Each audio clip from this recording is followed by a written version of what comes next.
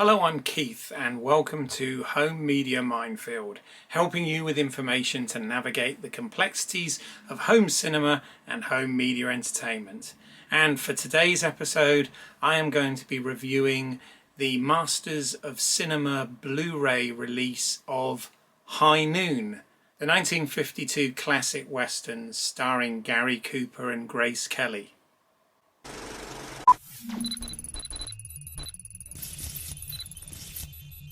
Now, I previously did an unboxing of this a few months ago where I unboxed the limited special edition that Eureka Masters of Cinema had put out. It's very hard to get hold of now.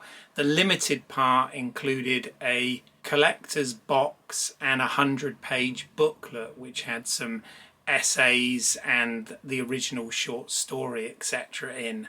But the actual Blu-ray is still widely available.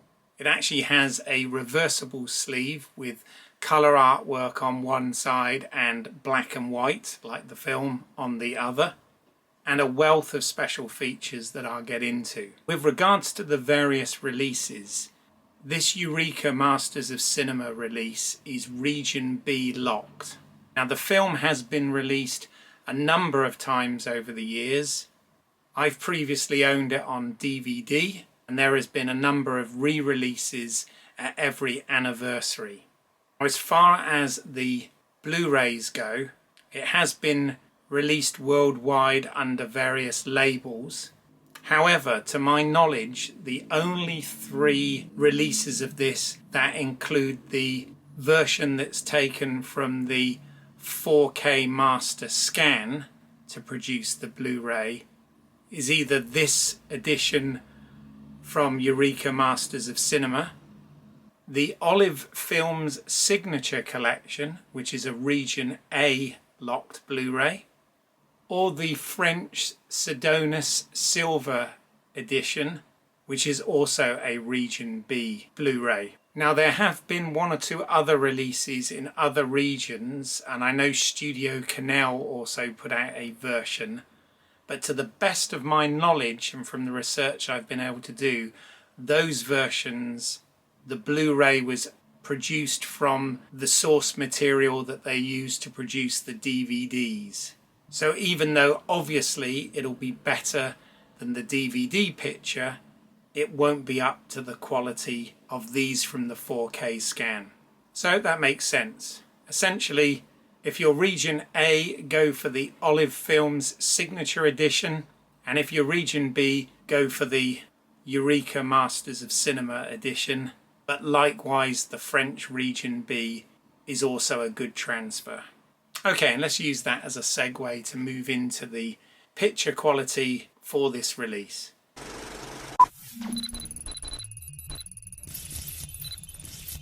So as I said, this is taken from a new 4K restoration that was done a few years back to produce these, and in 1080p on the Blu-ray looks absolutely fantastic. The detail is so good that you can see individual film grain. You have to remember this film was made in 1952 and shot on film, and you can really see detail on the characters, the way that this film has been framed. You can see individual lines on the faces of characters, beads of sweat, dirt on the clothing.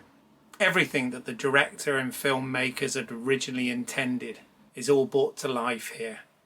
The only way I could even imagine this being better if it ever got released on 4K would be with the high dynamic range, making the contrast of the black and white even stronger. But I really can't imagine that. This to me looks about as good as it's ever going to get, and it was a joy to watch it on this format.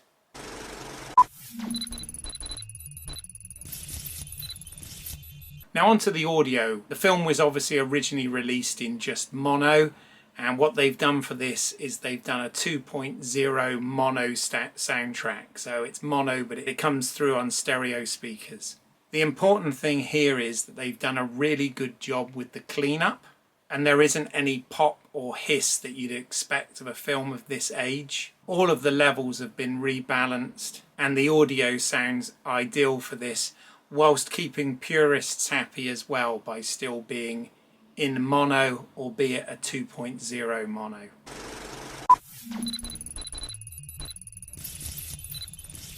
Now onto the special features, and the Eureka Masters of Cinema version is packed with special features. However, it would be wrong of me not to point out that the Olive Films Signature Edition and some other releases out there do have unique special features that aren't present on this. However, if you went for this edition, I don't think you'd be disappointed. So starting off, we get not one but two audio commentaries. The first audio commentary is by film historian Glenn Frankel, and the second by Western enthusiast Stephen Prince. Now with both of these commentaries, they have slightly different styles in how they present them, but they do come at it with a lot of information. Not just about the production itself, but also the legacy of the film, the actors and where they were with their careers at the time, and the key players in the production. Frankel draws a lot of similarities between the film and what was going on in Hollywood at the time with the blacklisting, and talks very much about the social political climate and how it related to this material. It's quite fascinating as a history lesson, if nothing else. Stephen Prince takes it more from a genre point of view and discusses how this film was very much a departure from the westerns of the time. Instead of large cinemascope Technicolor vistas, this film was black and white and gritty and real-time, much smaller than the classic westerns that we'd seen of that time. He points out some of the controversy that it caused at the time,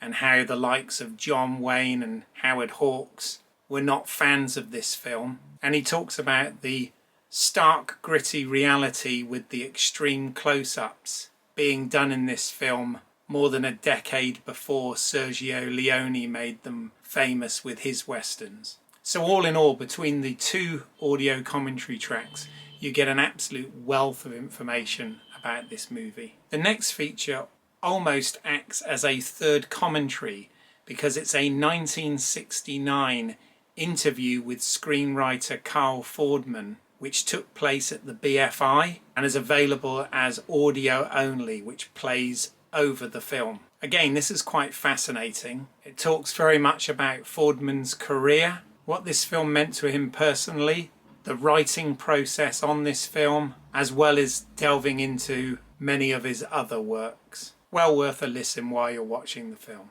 Next up is probably the newest feature, as it was recorded in 2019, and it's an interview with author and historian Neil Sinyard. Now this runs for about 30 minutes, and I always enjoy it when Neil Sinyard does one of these analytical looks at a film on various Blu-ray releases. In this, he delves quite a bit into the backstory of the film, the creative process between the three main men responsible for the production: producer Stanley Kramer, screenwriter Carl Fordman, and director Fred Zinnemann, and how they all worked together at developing this. And again, he touches on where Hollywood was at the time, along with the social political climate, and how this film has been viewed as a reaction to that, and also more about it being a departure from the classic Western, as was discussed in some of the commentaries. You then get a 50-minute documentary from 2006, hosted by Frank Langella, called Inside High Noon. Now this includes interviews from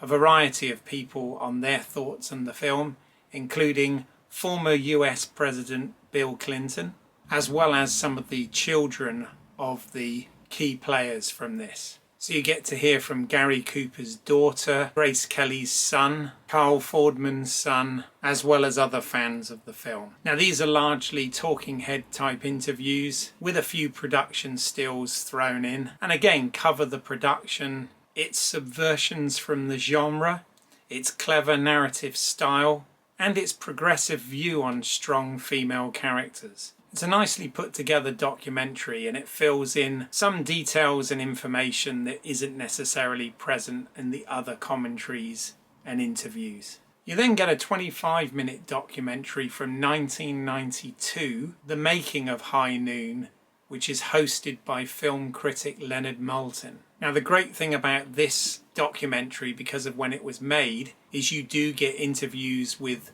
some of the surviving cast and crew members, including Lloyd Bridges, producer Stanley Kramer and director Fred Zinnemann, who are all able to give their perspective on the production. And this obviously marked what was then the 40th anniversary of the movie. This had been on some of the previous DVD releases, so it's nice that it's been included on this version. You then get a 10-minute featurette called Behind High Noon from 2007, which was to mark the 55th anniversary of the film. And this is hosted by Gary Cooper's daughter, Maria.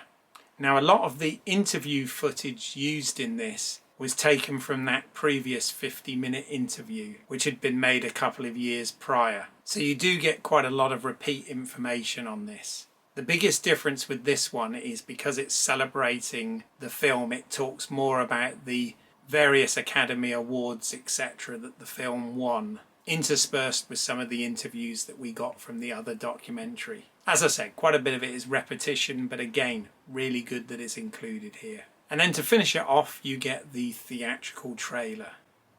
So that's about it for the Eureka Masters of Cinema release of High Noon.